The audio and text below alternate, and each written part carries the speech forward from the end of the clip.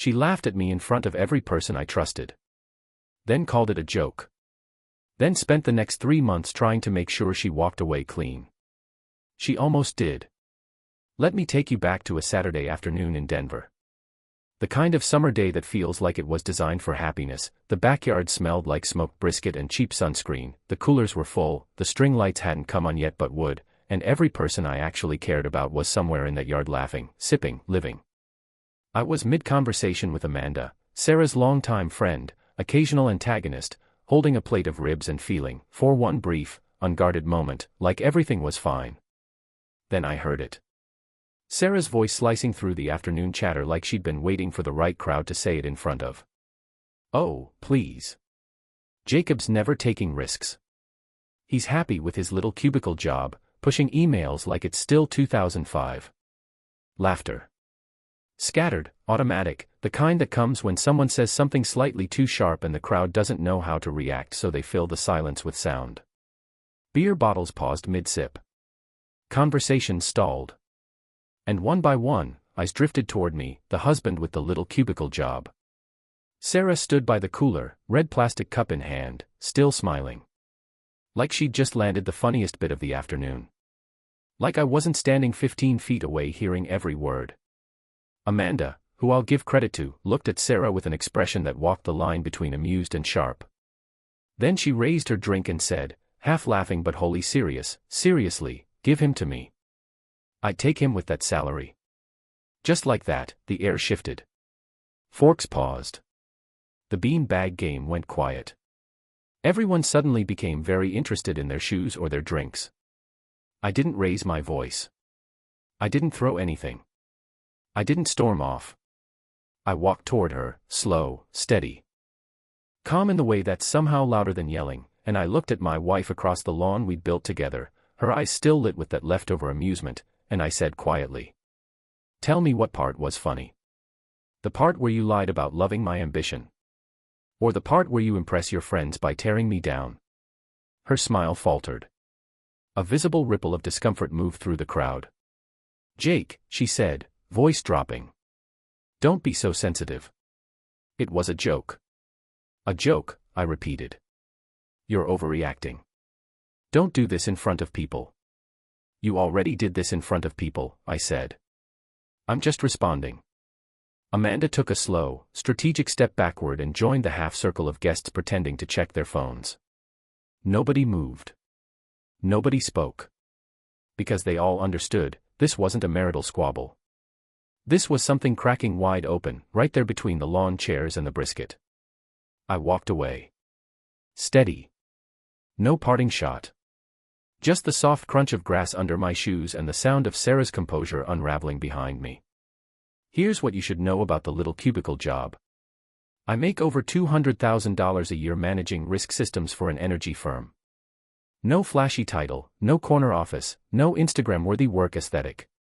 But the kind of steady, respected, deeply secure income that pays a mortgage, funds a vacation, and puts a Porsche in my wife's name without her ever having to ask twice. That joke wasn't a joke. It was a broadcast. A window into how Sarah had started seeing our life, and what she'd decided I was worth in it. That night, the house felt different. Cold in a way that had nothing to do with the thermostat. She emerged from the hallway in her robe, hair twisted up the way she used to do in college when she was studying late, back when we still laughed at the same things. Jake, are we still on this? She said, with the sigh of a woman who considered herself the burdened one. We never got off it, I said. She rubbed her temple. Rolled her eyes skyward. Told me I was being sensitive. That Amanda was just flirting. That I was making it bigger than it was. I stood my ground. I said the word respect, and watched it hang between us like smoke. Something flickered across her face then. Not guilt, I want to be clear about that. Not remorse. Just discomfort. The kind you feel when a mirror shows you something you've been successfully avoiding. She went to bed. I stood in the living room for a long while after, staring at a house that looked exactly like it always had, sleek furniture, neutral tones, everything in its place, but felt like a stage set. Something built to look like a life without actually being one. When I finally lay down, she was curled on her side, back to me, breathing steady. Practiced. I stared at the ceiling fan turning slowly above and felt, for the first time, the full weight of what I'd been refusing to name. This wasn't about a joke. This was about everything underneath it. The weeks that followed moved in a pattern I wish I could say I didn't recognize. Sarah started coming home late. Not once or twice as an exception, consistently, as a rule. Girls' night, she'd say, breezy, keys jingling, perfume trailing behind her like an afterthought. The first night I asked if she was okay. The second I noticed. By the fifth, I stopped asking anything at all. She left things in the sink. Heels by the door at angles that said she'd kicked them off somewhere else first. A wet towel on the floor she never would have left there before. Small things, individually meaningless, but a pattern tells a story even when no one's reading it aloud. Her phone was always face down. Notifications hummed at odd hours.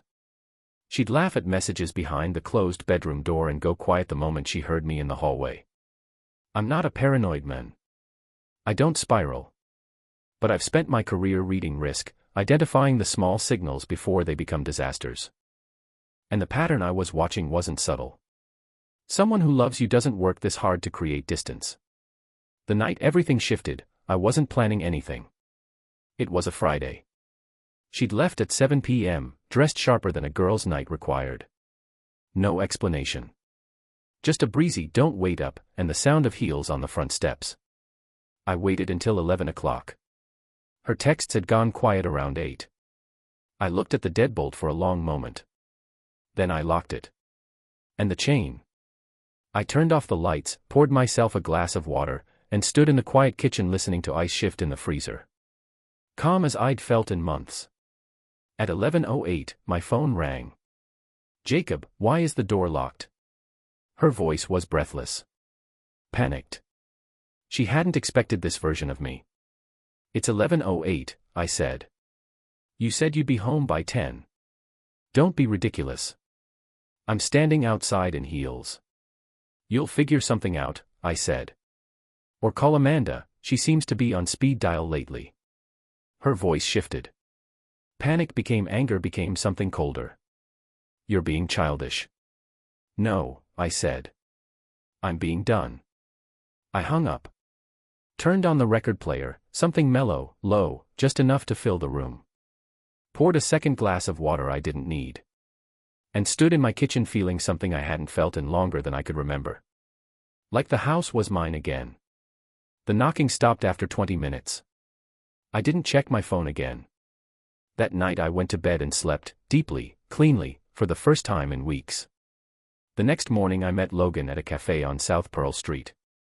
A college friend turned divorced software guy who had never once told me what I wanted to hear, which is exactly why I called him. He didn't bother with small talk. Just looked at me across the table and said, "You ready to stop pretending?" "Pretending what?" "That this is fixable. That it's about a joke at a barbecue. That she's going to come around." He leaned forward. "Jacob, you're losing respect for yourself, and you're doing it quietly, which somehow makes it worse." I stared out the window. A jogger passed with her dog, both of them perfectly in sync, and that kind of easy balance felt like a foreign language. "I want a clean divorce," I finally said. "No drama, no revenge. Just dignity." Logan nodded like he'd been waiting for those exact words. He reached for his phone and gave me a name, Clarissa Keller. Divorce attorney. Sharp, calm, no nonsense. She'd handled his. That afternoon, I sat across from her in an office that smelled like eucalyptus and fresh coffee. She scanned my intake form, 7 years, no kids, joint property, no prenup, and looked up. "You want 50-50. No games." "That's all I want," I said. She tilted her head. "No one walks in here wanting just that. Usually it's blood or absolution." "I just want my life back," I said. "And I want to do it right." She started writing. Colorado no-fault state. Irreconcilable differences. File quiet, keep it controlled. She slid a folder across the desk before I left. "Be ready," she said, "for her to fight hardest when she realizes the war is already over." What I didn't know was that the war had been strategized long before I'd even called a lawyer. 2 days later, I came home from work earlier than usual. The bedroom door was half open. Sarah was inside on the phone, voice low but not low enough. I caught my name first. Then the rest. I'm telling you, he's completely checked out. I come home late, leave my stuff everywhere, and he says nothing. I don't feel bad, Gina. You don't know what it's like living with someone who thinks being quiet is the same as being strong. I stood in the hallway, perfectly still. He's not going to file.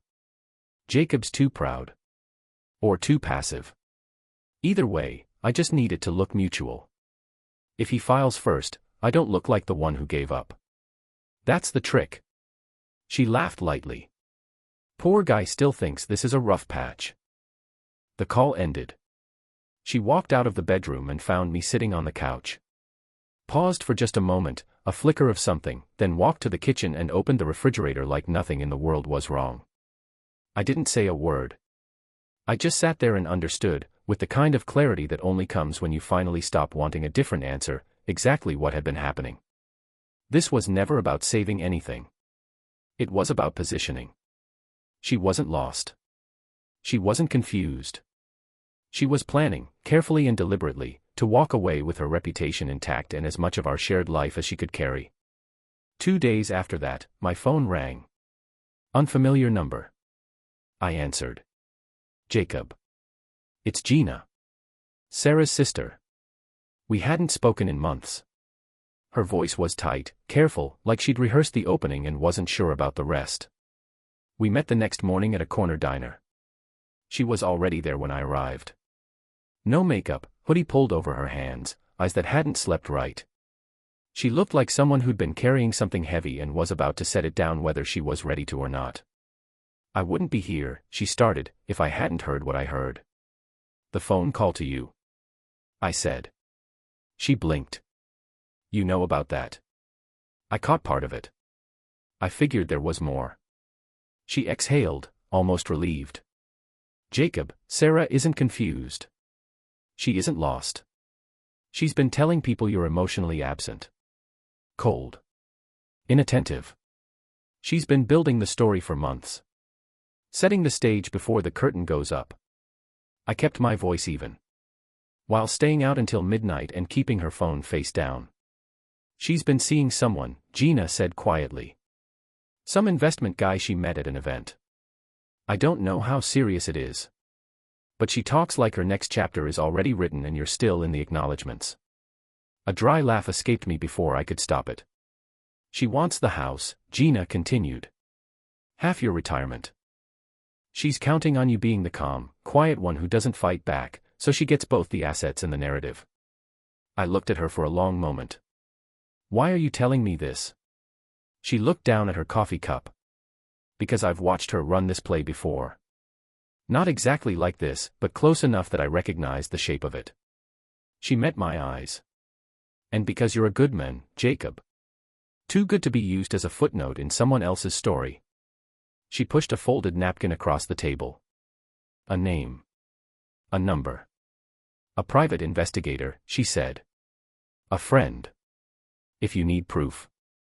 I folded it into my jacket pocket. Outside, rain had started tapping against the diner windows, soft, steady, like a clock counting down to something inevitable. I went back to Clarissa the next day. The 50-50 quiet exit is off the table, I told her.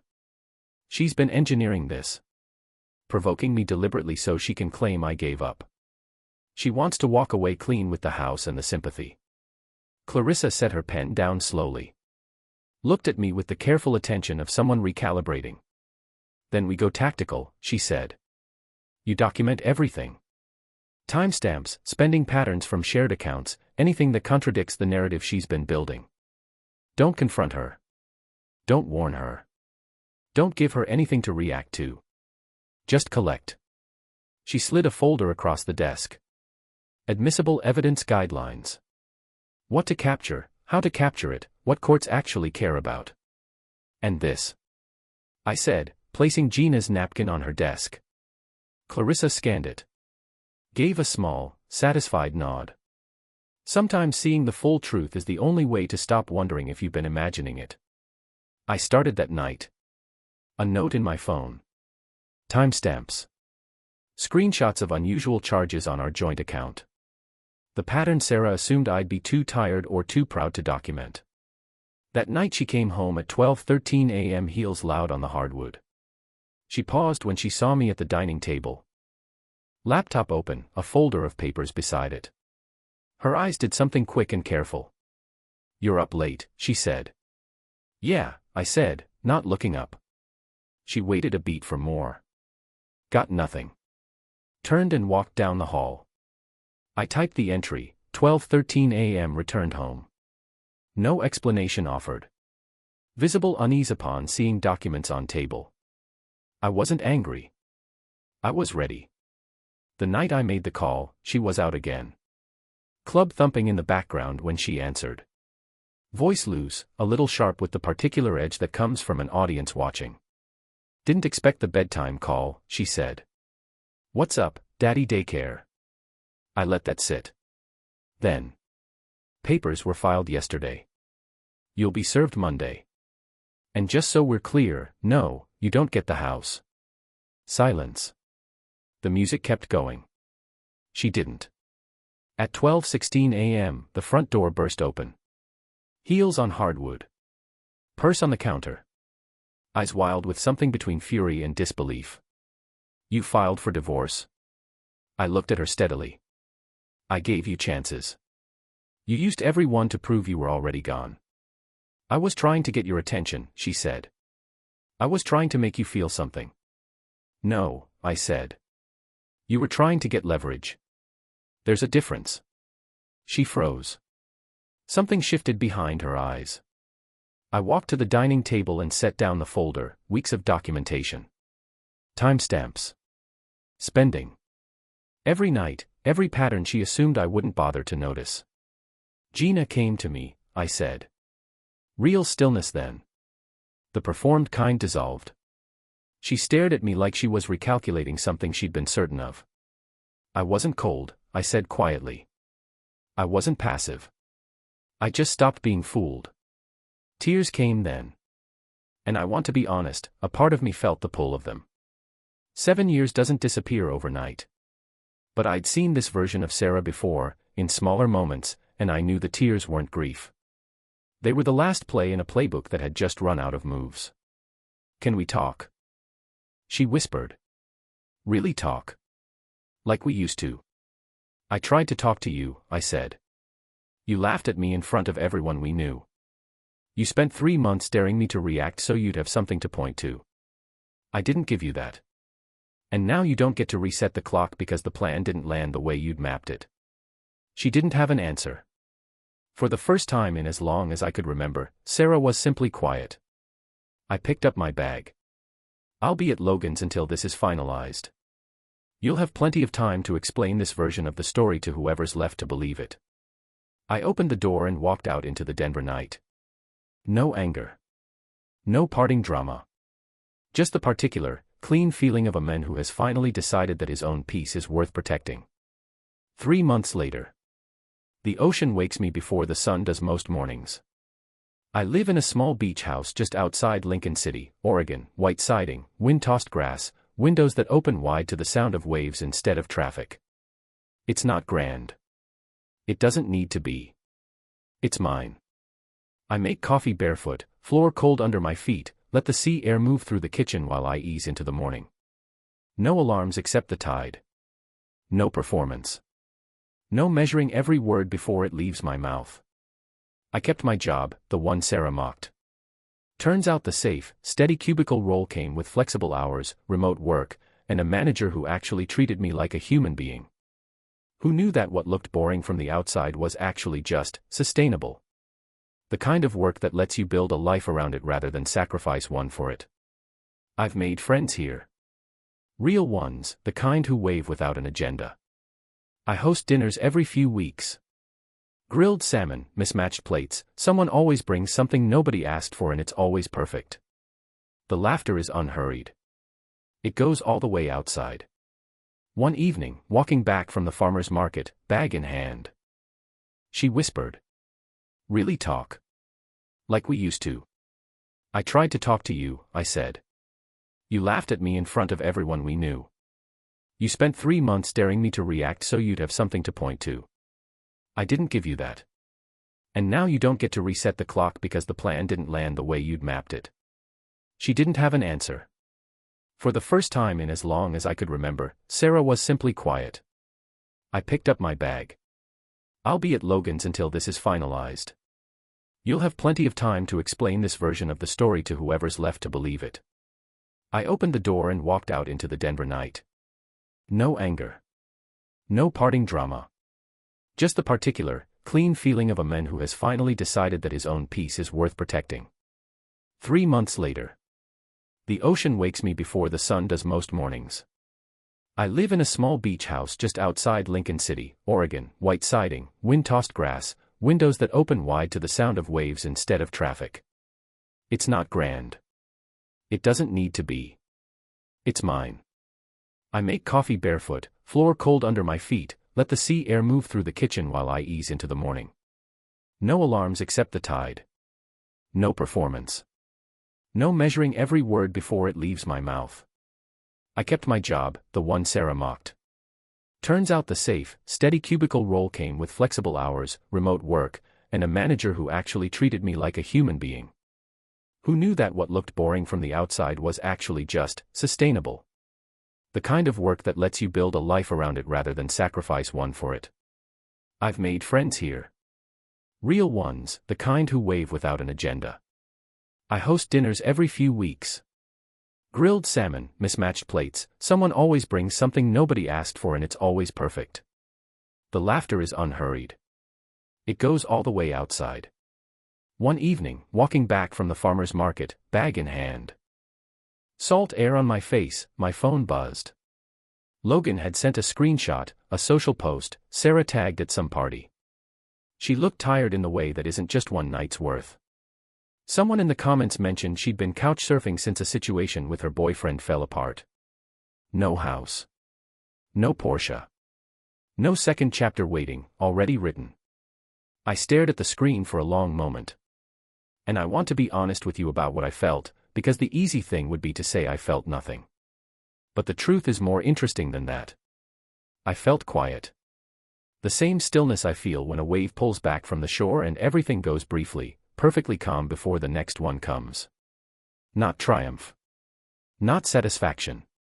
Just the recognition that the universe has its own accounting system, and it doesn't require me to manage it. I put my phone in my pocket and kept walking home. I've thought a lot about what this story actually is. Because on the surface, it's about a marriage that ended. A wife who stopped respecting her husband.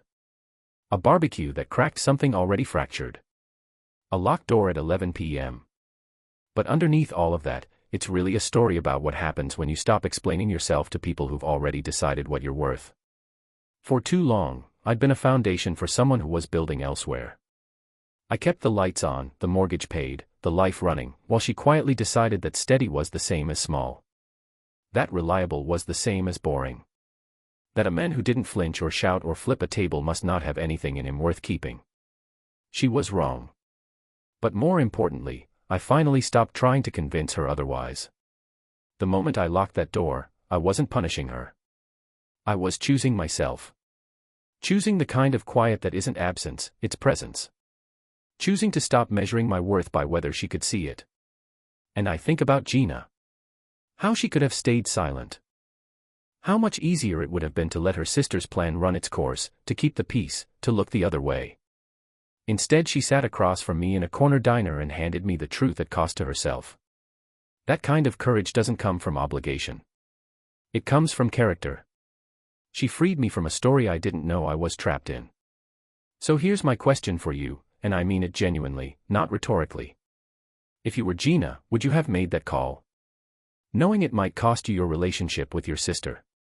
Knowing the truth might blow up a family. Knowing you might be wrong about the outcome but you're certain about the person in front of you deserving to know. Would you choose the truth? Or the peace? Drop your answer in the comments. I read every one. And if this story meant something to you, if it made you think about a door you need to lock, or a truth someone deserves to hear, or simply the kind of quiet life you've been putting off building, hit like, subscribe, and I'll see you in the next one.